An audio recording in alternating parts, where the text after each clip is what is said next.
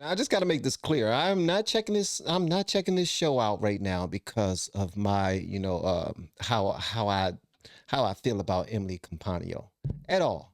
I'm checking this out because I have a passion for the news. I have a passion for America, For America, and I want to know what's going on. I don't want to stay in the dark anymore. I don't want that. And Emily Compagno, she just knows how to convey a message. Her and Callie McEnany, they're like the perfect bow. You know what I mean? Two piece in a biscuit. One of them punching the right, the other one punching the left. And the baby inside of Callie McEnany's tummy will punch through her stomach and punch her in the stomach. That's the baby say, So Callie bow, Emily bow, and the baby say, bang. And that's what we're checking out because we need some truth. And the only person that can teach it to us is Emily Compagno. All right, so let's see what she got to say because she's amazing. Her and McEnany, let's see what they're talking about. Now, Republican lawmakers are bringing the border crisis to doorsteps of Democrats, including Vice President Kamala Harris herself. 2 busloads of migrants just pulled up right near her D.C. residence at the Naval Observatory today. They came courtesy of Texas Governor Abbott days after Border Czar Harris called our southern border, quote, secure. Meanwhile, another Republican governor, Florida's Ron DeSantis, taking similar action, sending 2 plane loads of illegal immigrants to Martha's Vineyard, that ritzy vacation hotspot for wealthy liberals, including the Obamas and Oprah Winfrey. Democrats and the liberal media have been blasting these moves. They are sending them everywhere, and they packing them with, they send them off with lunch bags. They got little snacks. They got little T-shirts and underwear in there, and toothbrushes and toothpaste and masks and everything. They got little booties, pajamas and stuff. They sent them with some s'mores just in case they want to go and camp out outside of wherever they land. That is petty. Okay, let's see what else they got going on. This is petty. Moves vilifying the governors as inhumane and racist, and even comparing it to the Nazis. Watch. Governor Abbott's racist and xenophobic practices of expulsion have only amplified the challenges many of these migrants have experienced on their journey to find a safe place. I mean, the conservative estimate is about $80,000 per bus trip. But we know that, racists don't mind paying this money. So racists, are willing to pay the money, and they don't care if taxpayers pay the brunt. We woke up to the... Did she say racists don't mind paying the money? Okay. How are they racist? That's what I want her to explain. I want her to explain how they are. Racists don't mind paying the money. They'll foot the bill as long as they know that they ain't got to deal with it. That's what they know. They know when they ain't got to deal with it, they're going to send them right there. They're going to go ahead and send that money because that's what the racists want to do, the racist people. What about 1619? The news this morning that Governor Ron DeSantis of Florida sent 2 plane loads of migrants to Martha's Vineyard off the coast of Massachusetts, including kids and whatnot. And I'm not saying this is not a one-for-one. This is not a parallel here in any way. But it does address some of the same themes that are part of this documentary. Well, some of the same themes, Tammy, to the Holocaust? Racist and humane in Martha's Vineyard, but not at the southern border? How did they get up with this? Yeah, it's of course shock value, mentioning that, moving people into that dynamic to confuse them. The fact of the matter is, it is. She got rich lady hair. She got rich lady hair. She looked like she got some money. You look like you got some money, lady. What's this lady name? Look like you got some money. Can I borrow $13 until my next blessing? Huh? Whoever you are, lady, can I borrow $13 until my next blessing? I'll pay you back. Is this rhetoric about sanctuary cities that provides an incentive around the world. The word sanctuary, it's powerful. These individuals from all over the world, not just South and Central America, but certainly there, have spent weeks, if not months, in dangerous, unknown, crazy, dynamics where children are abused, where there's sex trafficking, where people, we've just seen a story where we have found traffickers transporting people in suitcases and in water barrels. And these people who created this incentive and who've made it possible to make money like this on the backs of human beings, the littering of the human bodies that we don't see along this trail from the Middle East, from Asia, from South and Central America, creating this dynamic where people want to go take that first step, pay all their money to get here, and then suddenly the first time they have actual secure transportation to a city or to an environment that portrays itself as this is the place to come, this is where you will be safe, and now they complain. I like that. She broke that down pretty daggone good. When they sneaking over here inside of daggone trailers in 16-wheelers, or was it the 18-wheeler? Them big old wheelers, and they are just packed and stacked and left in the middle of nowhere. Then police officials find this big old unit, this big old truck filled with people, and they are gone. They are all there, but they're no longer living, because the way that they were being transported was inhumane. And that's because the people that she's talking about right now, unfortunately, the Democrats, and I say unfortunately because that's where, that's all I used to listen to before. They used to say, yes, everyone come. We will take care of everyone. Everyone come. Well, you will fine saying everyone come and having them sneak over here and die, like put their lives on the line by paying coyotes the last of their money to just stack 20 of them inside of a small car. As a few of them die and they just throw them on the side of the daggone road, leaving them there.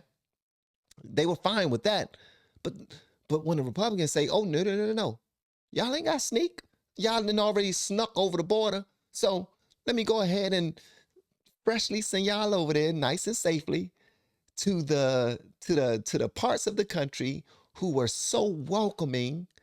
But we're not going, you don't have to die. You don't have to put your lives in danger. You already did that to come over here. So while you're here, let me go ahead and give you a bag full of, here's your drawers and stuff and toothbrushes and all that other stuff. And I'm going to put you on a plane. It's going to be a nice plane. You're going to get your orange juice or your apple juice, whatever you want, your peanuts, your warm peanuts.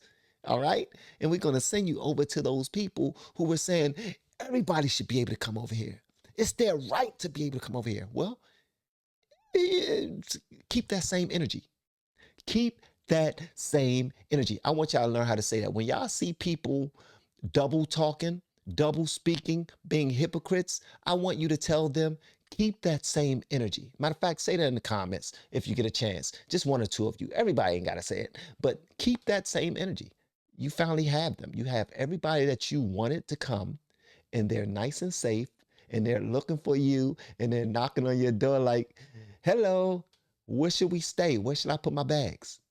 And do you have any jobs for me? You ain't got no jobs? Okay, what you got for me then? Huh? Because we got to eat. I got my family and everything, and I heard you on the news say that we were welcome over here. So we're here now. So what you got for me? Huh? And are condemned, and it's considered an assault on these cities. What this has revealed is the lie of what Democrats have Hypocrites. said, the danger that rhetoric has placed people in. And then when people make it to this point, they condemn the governors for trying to help facilitate some level of safety. And of course, it shows you that they've never intended there to be sanctuary from the first point. It's always been about disrupting the border and those red Republican GOP states at the expense of the lives of children, of women who remain enslaved in this country, in part due to having to pay back the money they've taken to get here with some kind of work. They got to work it off. They got to work it off. So yeah, it exposes the lie and what it's done to human lives. It's shameful. Who is this lady? Who is this daggone lady? I dare you come on this daggone show and wear pantsuits. You come over here, you're talking good, but you're dressed like Hillary. Look at Emily. That's how we dress over here. We dress fly. We dress ready to go. You know what I mean? We can come to work and then we can go straight to the bar. You know what I mean? You can't go straight to the bar in a pantsuit, lady. Yes, you can. I'm not. Am I being feminine? Was that a little when a man is being demeaning to a woman?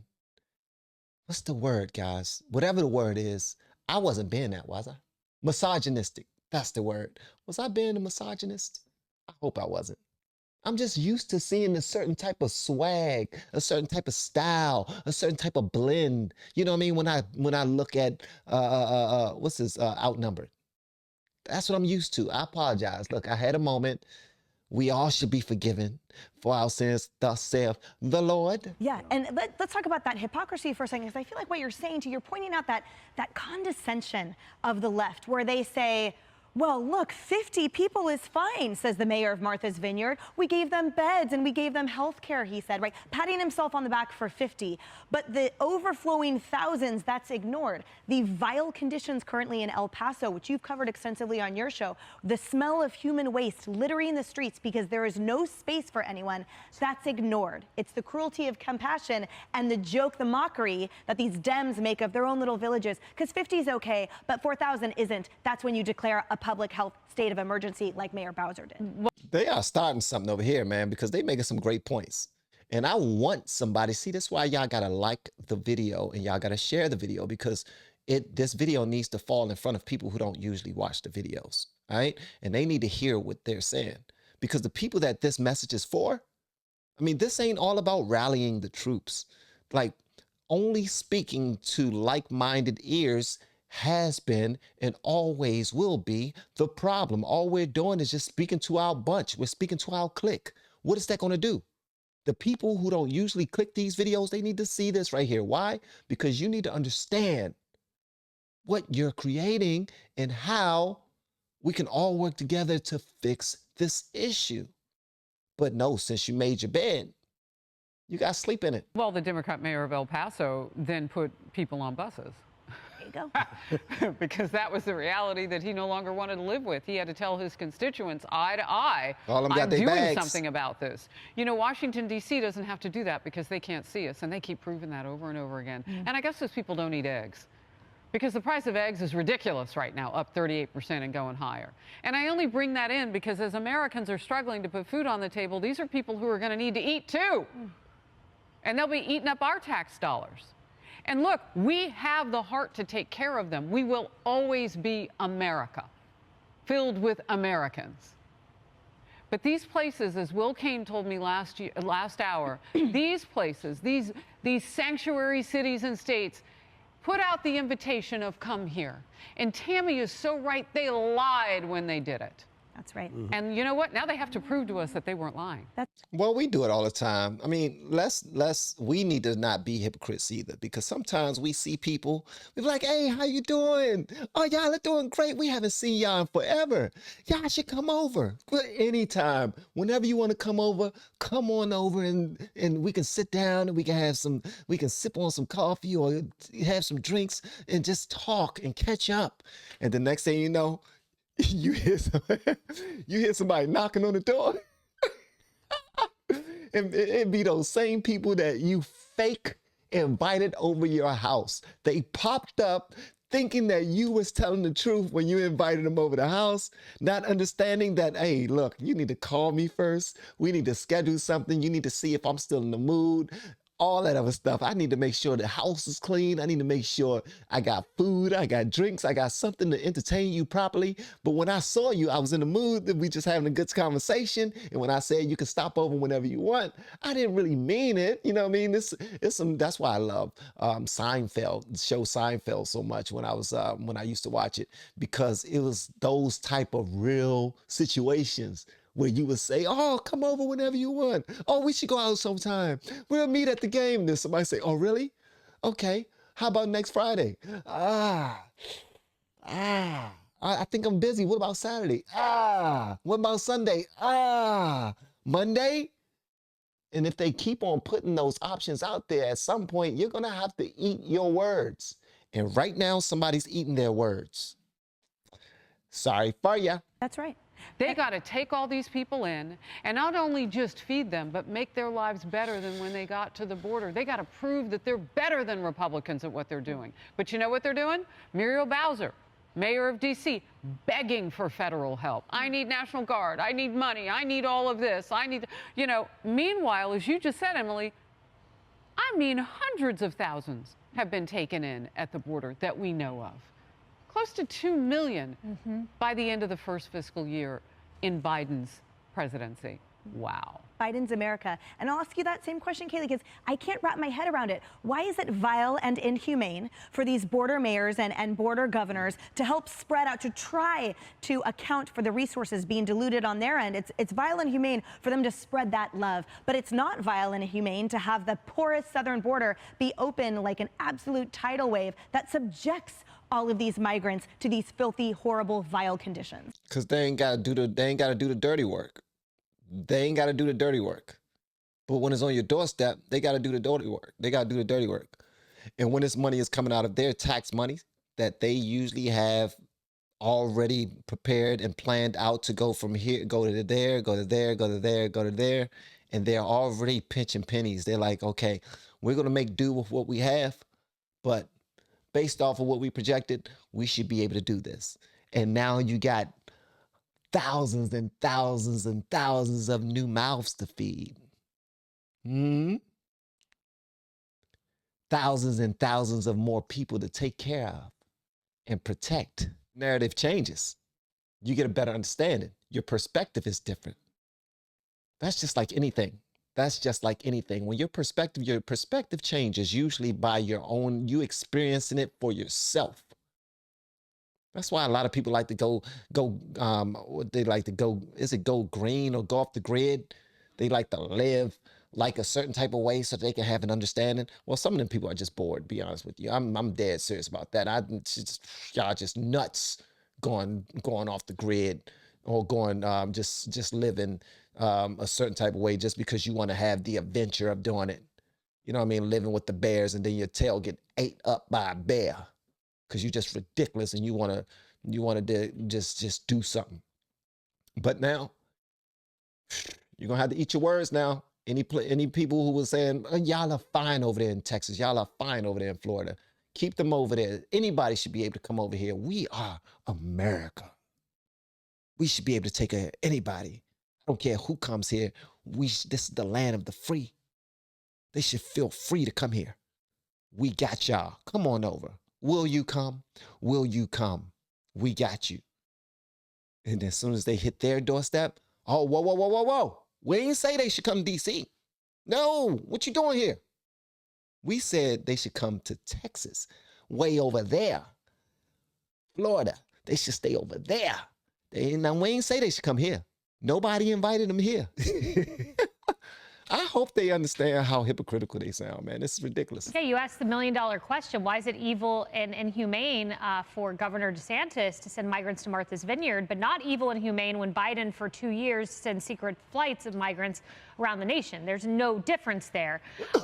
Really interesting. Minors. Yeah, of minors, Those are exactly. children. What an interesting piece of footage came out. Griff Jenkins brilliantly goes in front of the Vice President's residence at the Naval Observatory.